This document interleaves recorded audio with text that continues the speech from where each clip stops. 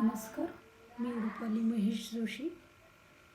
मागच्या सेशनमध्ये आपण विशेष मूल आणि विशेष मुलाचे संगोपन याविषयी माहिती घेतली होती. या सेशनमध्ये देखील आज आपण विशेष मुलाचे संगोपन की जे विशेष पद्धतीने, विशेष थेरपीने विशेष मुलाचा वाढ आणि विकास कशा पद्धतीने केला जातो याविषयी आजही या सेशनमध्ये आपण माहिती घेणार आहोत.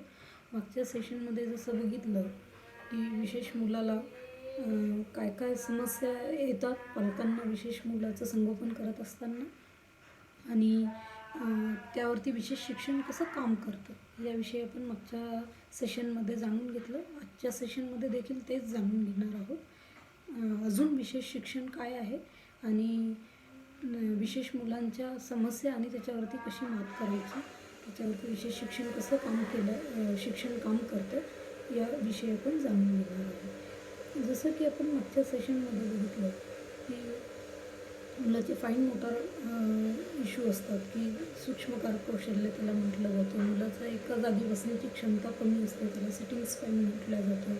मुलाची एकाग्रता कमी असते, की ज्याला कॉन्सन्ट्रेशन डेव्हलपमेंट म्हटलं जातं.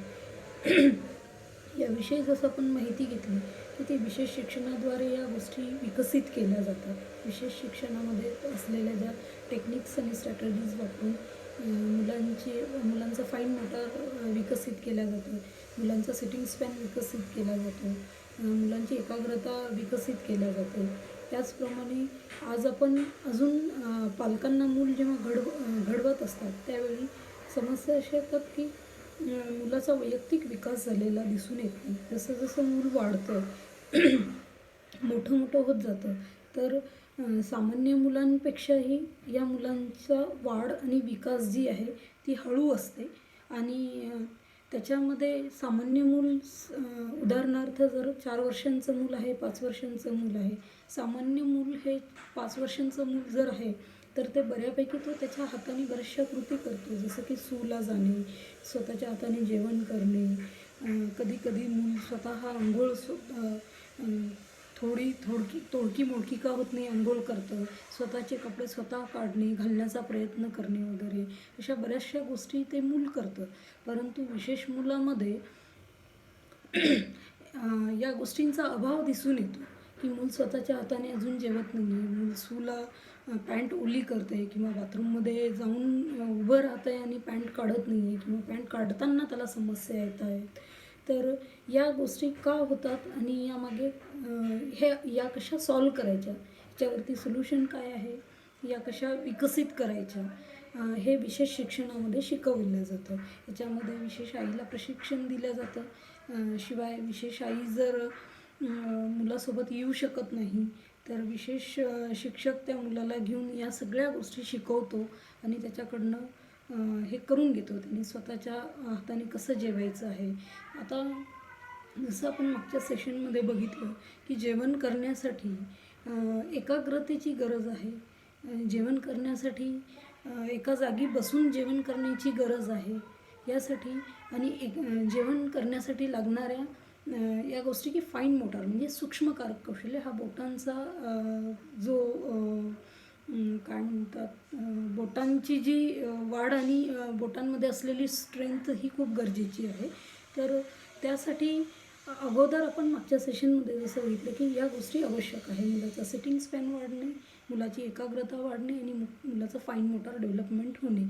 तर हे झाल्यानंतर मूल स्वतःच्या हाताने एडियल ॲक्टिव्हिटी, की जे ॲक्टिव्हिटी ऑफ डेली लिव्हिंग म्हणजे दैनंदिन जीवनामध्ये ज्या गरजेच्या गोष्टी आहेत त्या गोष्टी करायला मूल तेव्हाच शिकेल जेव्हा त्याचा एकाग्रता वाढलेली असेल, जेव्हा त्याचं फाईन मोटार डेव्हलपमेंट चांगलं झालेलं असेल आणि जेव्हा मूल एका जागी बसेल, त्यावेळी या सगळ्या गोष्टी मूल शिकायला चालू करेल.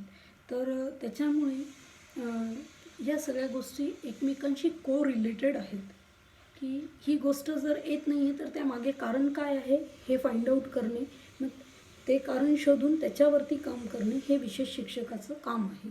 त्यावेळी म्हणून विशेष शिक्षणाला विशेष महत्त्व विशेष मुलांसाठी आहे.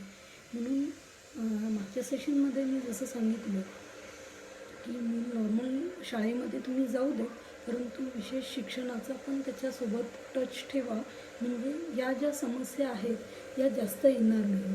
त्यासोबत मग काय होतं की मूल हायपर ॲक्टिव्ह आहे किंवा मुलाचं सिटिंग स्पॅन कमी आहे, एकाग्रता कमी आहे, फाईन मोटार प्रॉपर डेव्हलप झालेलं नाही आहे, तर एडियल ॲक्टिव्हिटीमध्ये मुलाला अडचणी येणार किंवा एडियल ॲक्टिव्हिटीमध्ये जेव्हा अडचणी येतात त्यावेळी सगळ्यात जास्त फ्रस्ट्रेशन हे आईला येतं, कारण मूल आई 24 तास सांभाळत असते. मूल सांभाळतच नाही तर मुलाचं संगोपन करायचं असतं आईला. घरातले बाकीचे पण मेंबर्स असतात की जे मुलाकडे बघतात, लक्ष देतात, त्यांना सगळ्यांना या समस्येला तोंड द्यावं लागतं. त्यासाठी म्हणून मुलाचं फाईन मोटार, सिटिंग स्पॅन आणि कॉन्सन्ट्रेशन डेव्हलपमेंट होणं जास्त गरजेचं आहे. म्हणून विशेष शिक्षण देणं जास्त गरजेचं आहे आणि त्या दृष्टीने विशेष शिक्षक काम करतो. मुलाचं असेसमेंट केलं जातं, मुलाचा प्रोग्राम प्लॅन आखला जातो, त्याला ॲक्टिव्हिटी ऑफ डेली लिव्हिंगमध्ये मूल कसं करतं, कुठल्या ॲक्टिव्हिटी करतं आहे, कुठल्या नाही करत आहे, ज्या करत नाही आहे त्याच्यामध्ये प्रायोरिटी बेस दिला जातो की त्याच्या वयाला अनुरूप त्याने काय करणं गरजेचं आहे, त्या पद्धतीने त्याला शिकवलं जातं आणि एक प्रोग्राम प्लॅन आखून पालकांना दिला जातो आणि आई जर इच्छुक असेल तर आईला पण त्यासोबत ट्रेनिंग दिलं जातं की मूल जास्त काळ घरी असतं, आईसोबत असतं किंवा जे कुणी संबंधित व्यक्ती असेल, जे मूल ज्याच्याजवळ जास्त काळ असतं अशा व्यक्तीला ते ट्रेनिंग दिलं जातं आणि जेव्हा ते ट्रेनिंग दिलं जातं शाळेमध्ये पण किंवा थेरपी सेंटरला पण या गोष्टी घेतल्या जातात आणि घरी पण त्या गोष्टी घेतल्या जातील, तर त्यावेळी मुलामध्ये वाढ भरभर झालेली दिसून येते, मुलामध्ये प्रगती झालेली आपल्याला दिसून येते. आणि त्यात अजून एक असं आहे की मुलामध्ये तीव्रता किती आहे हे पण तितकंच महत्त्वाचं आहे. मुलाचा विशेष शिक्षणामध्ये शिक्षण घेत असतानासुद्धा बरेच पालक म्हणतात की इतके दिवस झाले आम्ही शिक्षण घेत आहोत परंतु मुलामध्ये काहीच बदल नाही आहेत वगैरे, असे पालकांच्या बऱ्याचशा कंप्लेंट्स असतात. परंतु जसं उदाहरण जर घ्यायचं म्हणलं तर स्वमग्न मूल, ऑटिझम मुलामध्ये ऑटिझमची तीव्रता किती आहे याच्यावरती त्याच्यामध्ये होणारे बदल अवलंबून असतात, त्याच्यामध्ये होणारी प्रगती अवलंबून असते. जसं की सौम्य म्हणजे माइल्ड ऑटिझम असेल तर लवकर प्रगती होईल आणि मॉडरेट ऑटिझम असेल तर प्रगती व्हायला अजून विलंब लागेल आणि सिव्हिअर ऑटिझम असेल तर जास्त अजून कालावधी प्रगती दिसण्यास मुलामध्ये जास्त कालावधी लागेल. तर हे असे प्रकार. तसंच मूल जर गतिमंद असेल तर त्यात पण असाच हे येतो की रिटार्डेशन हे माइल्ड असेल तर जास्त लवकर प्रगती दिसून येते, मॉडरेट असेल तर थोडा उशिरा प्रगती दिसून येते आणि सिव्हिअर असेल तर प्रगती होण्यास जास्त विलंब दिसून येतो.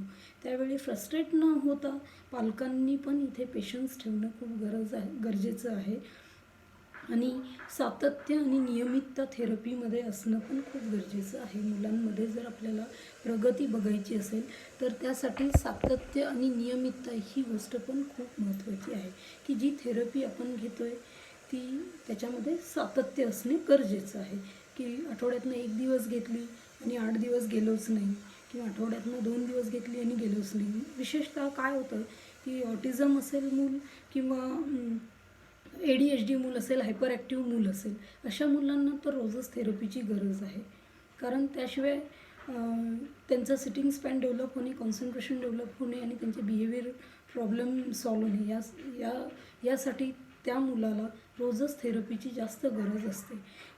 जर मूल आठवडाभर आलं आहे आणि 2 दिवस जर काही कारणामुळे मूल जर थेरपी सेंटरला आलं नाही किंवा शाळेत आलं नाही तर लगेच मूल बॅक गेलेलं आम्हाला दिसून येतं. पुन्हा आम्हाला पहिल्यापासून त्याच्यावरती काम करावं लागतं. लगेच 2 दिवसात त्याचे काहीतरी वर्तन समस्या वाढलेल्या दिसतात किंवा त्याचा पुन्हा सिटिंग स्पॅन लो झालेला दिसतो, त्याचं कॉन्सन्ट्रेशन लो झालेलं दिसून येतं. म्हणून नियमितता आणि सातत्य आणि पालकांनी पेशन्स, संयम ठेवणे खूप गरजेचं आहे. त्याचबरोबर एडियल ॲक्टिव्हिटीसोबत मुलाचा सामाजिक विकास, सोशल डेव्हलपमेंट पण खूप महत्त्वाचं असतं. जसं की मूल जेव्हा आपण बाहेर घेऊन जातो त्यावेळी अनेक अडचणींना पालकांना सामोरे जावं लागतं, की मूल हायपर ॲक्टिव्ह आहे किंवा ऑटिझम आहे. मूल स्वमग्न असेल, ऑटिझम असेल, तर तो स्वतःतच मग्न असतो. आपल्या आजूबाजूला काय चालू आहे, कोण जात आहे, रस्त्याने येत आहे, गाड्या येत आहेत, जात आहेत, त्याच्यावरती त्याचं कुठेच कॉन्सन्ट्रेशन नसतं. तसंच ADHD मूल खूप हायपर असतं, त्यामुळे त्याचं पण कॉन्सन्ट्रेशन कुठेच नसतं. अशा वेळी पालकांना वाटतं, की याला बाहेर नेलं तर धिंगाणा होतो, मूल गोंधळ घालतं. मुलाला पण पेशन्स नसतो बाहेर जास्त काळ राहण्याचा. त्यामुळे त्याचा सामाजिक विकास पाहिजे तसा झालेला नसतो. म्हणून सोशल डेव्हलपमेंटसाठी मुलाला बाहेर घेऊन जाणे, मंदिरात असेल, पार्कमध्ये असेल, मॉलमध्ये असेल, सिनेमा थिएटरमध्ये असेल, लग्नामध्ये असेल, सगळीकडे मूल त्याच्या सामाजिक विकासासाठी घेऊन जाणं गरजेचं आहे. बऱ्याच वेळा आम्हाला असं दिसून येतं की मूल त्रास देतो, मूल बिहेवियर प्रॉब्लेम क्रिएट करतं, म्हणून मग मुलाला घेऊनच जात नाही आम्ही, किंवा मग आम्ही कुणीतरी मुलासोबत घरी राहतो किंवा आम्हीच जाणं सोडून दिलं, बाहेर जाणं सोडून दिलं, असं बऱ्याच वेळा पालकांकडनं आम्हाला ऐकायला मिळतं. परंतु मुलाचा सामाजिक विकास होण्यासाठी ही गोष्ट पण तितकीच गरजेची आहे की मूल रोज घराच्या बाहेर पडणं पण तितकंच आवश्यक आहे, जेणेकरून त्याच्या सामाजिक विकासामध्ये, सामाजिक प्रगती होण्यामध्ये मदत होईल. त्यानंतर आहे मुलाचा शैक्षणिक विकास. आता शैक्षणिक विकासामध्ये अगोदर प्री रीडिंग आणि प्री रायटिंग स्किल गरजेचे आहेत मुलाला, की पूर्व लिखाण कौशल्य आणि पूर्व वाचन कौशल्य हे जास्त गरजेचं आहे. त्याच्यासाठी पण जसं की आपण बघितलं मागच्या सेशनमध्ये, कॉन्सन्ट्रेशन सिटिंग स्पॅन गरजेचं आहे. त्यामुळे ते डेव्हलप झाल्याशिवाय मूल पूर्व लिखाण आणि पूर्व वाचन करणार नाही. म्हणून प्री रायटिंग आणि प्री रीडिंग स्किलसाठी सुद्धा मुलाचा sitting span, concentration, I hand coordination development खूप गरजेचं आहे. त्यावेळेस बऱ्याच वेळा आपण म्हणजे पालक म्हणतात की मूल पेन्सिलच हातात धरत नाही, तो कलरच करत नाही. तो का करत नाही आहे यामागचं कारण, जेव्हा मूल आमच्या संपर्कामध्ये येतं, आमच्या ऑब्झर्वेशन खाली असतं, त्यावेळी या गोष्टी ऑब्झर्वेशनमधनं आम्ही फाइंड आऊट करतो आणि त्या समस्येवरती काम करून त्या गोष्टी विकसित केल्या जातात. मग त्यानंतर जर जसं की आपण बघितलं की सौम्य गतिमंदत्व असेल किंवा सौम्य ऑटिझम असेल, सौम्य ADHDची तीव्रता सौम्य असेल, तर त्याच्यामध्ये प्रगती जास्त लवकर होताना दिसून येते. मध्यम म्हणजे माइल्ड असेल तर थोडा वेळ लागेल, सिव्हिअर असेल तर अजून जास्त वेळ लागेल. त्यामुळे या गोष्टीमध्ये पण पेशन्स ठेवणं पालकांनी गरजेचं आहे. तर अशा पद्धतीने हे विशेष शिक्षण या पद्धतीने चालतं. म्हणून या शिक्षण पद्धती जी ही आहे, विशेष शिक्षण पद्धती ही खूप टाईम बिंग प्रोसेस आहे. याच्यामध्ये असं नाही की आज आपण थेरपी सेंटरला गेलो आहे आणि उद्या लगेच आपल्याला रिझल्ट दिसतील.